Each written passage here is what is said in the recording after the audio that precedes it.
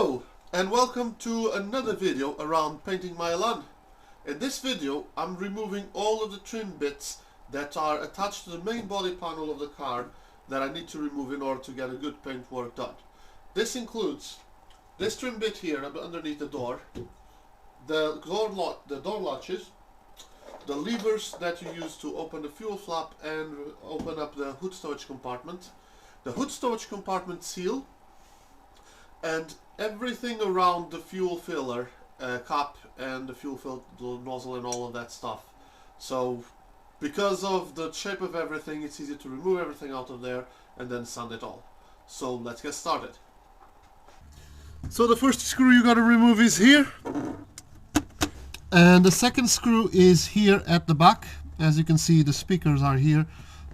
And now, depending on your luck, you may be able to just pull this up, or if the previous person has done their job properly, there should be a bead of Sikaflex or some other adhesive running along this panel.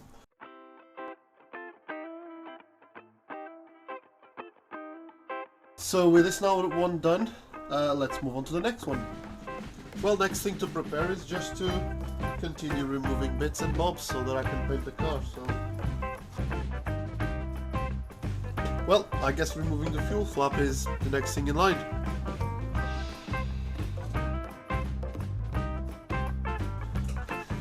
It sure is a lot harder than it looks.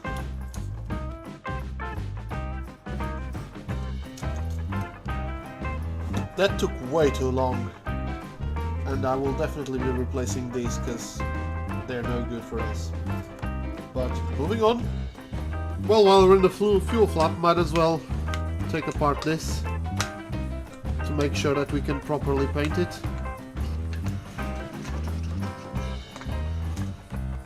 What I'm doing this time is removing the nozzle for the fuel and just pushing it out, and that's why I've had to remove the hood stowage compartment interior trim. But I'm actually not going to do anything with the fuel. I'm just going to move this cap to the inside of the car and cap it again, and then it's ready to be painted. I don't actually need to worry about fuel fumes apart from the time when I'm working right now. So I'm going to open a couple of windows, get a bit of air flowing in the garage, and then I'm gonna take this apart. Okay, so the first thing to do is to just get access. There's two bolts that I need to remove. After removing those two bolts, I am not 100% sure how this is actually fitted, but I think it's two parts. There is a outer cap that I'm going to remove, and then there's the inner cap which I'm going to pull inwards and pull it out of the way so that I don't need to worry about getting anything dirty. So let's just get started.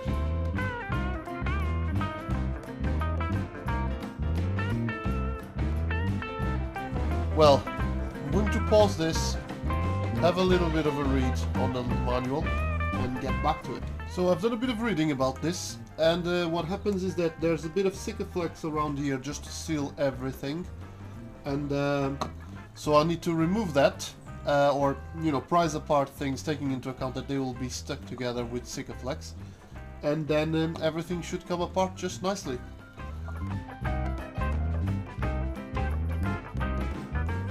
So here's the top rubber is out, and now there's a bit of a flange here and Sikaflex holding things together, and you can see the Sikaflex here around. But with a bit of persuasion, I now have the fuel line out of here and extra room to do a bit of painting work, just so I don't lose anything. Now, with the fuel neck out of the way, I can start trying to figure out what to do about the other fasteners here around here and see if they come out or not. I had a little go at this, and I just found out that this particular one, we have machine screw with a nut on the opposite side. So I'm gonna try to undo the nut on the opposite side and see what happens.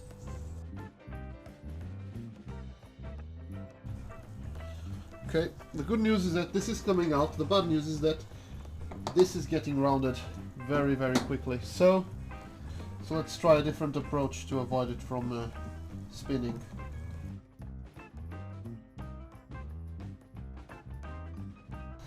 Why the hell would anyone decide to use a Phillips head machine screw in a tight spot like this? Is beyond me. And the problem is, I've got another one to deal with.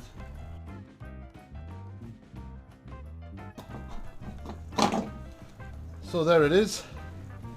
There's the spring mechanism, everything in working condition. All I have to do is just remove all of this spray and give it some kind of protection.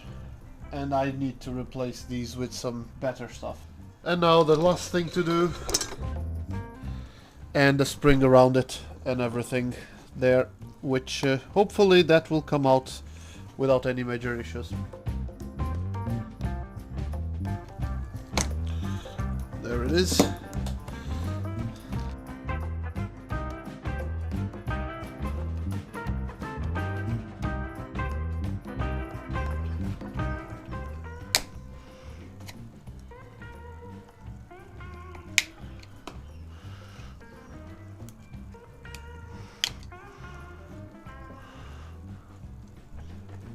Okay, so that's just a simple slide and a bicycle cable. Unplug it, replug it, reconnect it, and everything is back onto its place. Now one last thing is this little thing here, which yeah, I suspect it's just a tiny bit of rubber that I can remove. Yeah, this is just a rubber grommet.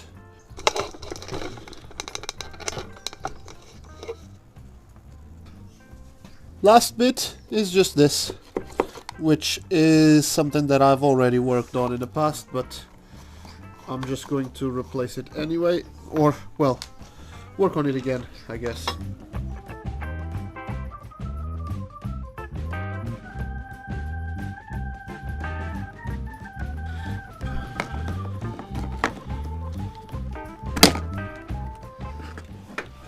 So what happens is that I just had to unplug these two from each other. It's nice to finish this. I reckon this took me more than an hour, but the recording will demonstrate it, so I'll just do a bit of magic with the video editing and tell you. But yeah, it's good to know that I'm ready to get a proper job done here. And yeah, it's not necessarily a hard task, but it's clearly a difficult area to work with. Well, the next thing to do is to remove this seal of the wood storage compartment. The way I'm going to try to do it is to put a knife through the butyl and just cut across the Sikaflex so that I don't actually damage the seal itself, in the hopes of being able to use it in the future. That is not likely to happen, but we'll find out what kind of luck I have.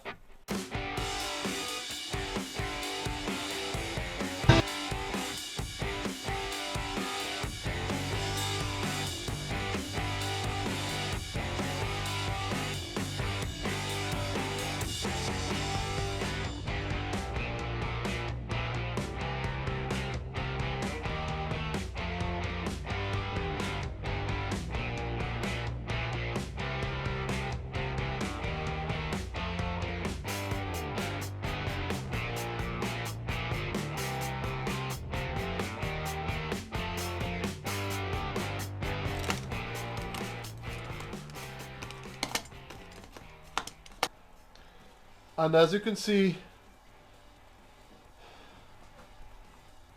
this seal can be removed without damaging it. Now, if I'm going to reuse it or not, it's a very good question, because this is already pretty flimsy as we stand. Next thing, the B-post panel, because I want to make sure that when I paint, I don't need to worry about this plastic here. There's a video on it already. Just go and watch that. Well, I don't want this to be yellow either, so let's find out what can be done about it. So when they're a bit stubborn, what I usually do is get the 1/4 and then attach that to the thing, and then I get extra leverage, which gets me the job done.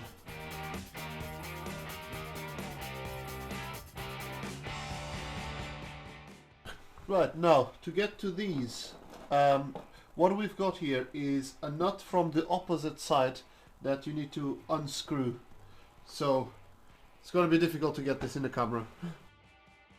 From the hood stowage compartment, you need to remove the interior, and then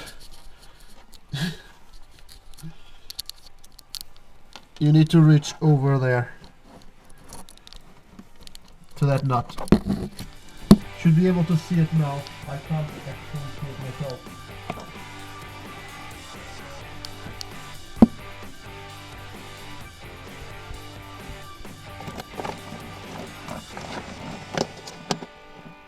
It's just another one of those that if you can't see it, you can't reach it. So I just need to reach it when I can't see it.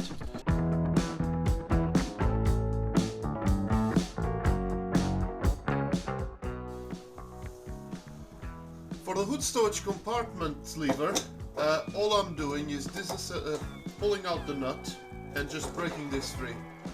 The reason I'm only doing that, it's because I am not very confident that I can put back together everything to do with the hooks assembly. They need some adjustment and I'm not confident about those, so I'm leaving that as it is, and I'm just going to have to spend more time sanding around here manually. Apart from that, that's all for this video, guys. Thanks for watching, and I'll see you in the next one.